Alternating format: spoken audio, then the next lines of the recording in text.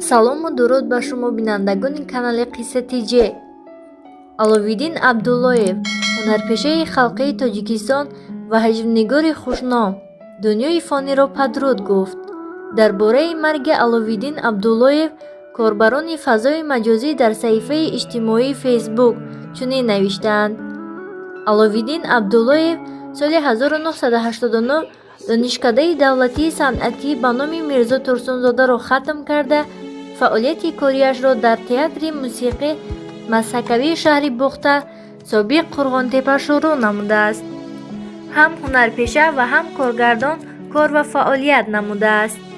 Чанд соли охир сардори раёсати фарҳанги вилояти Хатлон буд.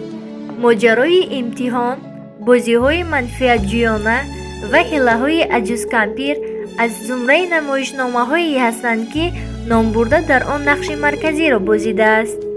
дар филмҳои Братан, Падари маҳтобӣ, Туҳмат, Чоҳ, Қиёми рӯз, Шоҳид ва Интихоби ман, инчунин филмҳои телевизионӣ Дар орзуи падар, Фарзандони бегона, Қарзи виҷдон ва ғайра низ нақшофарӣ кардааст.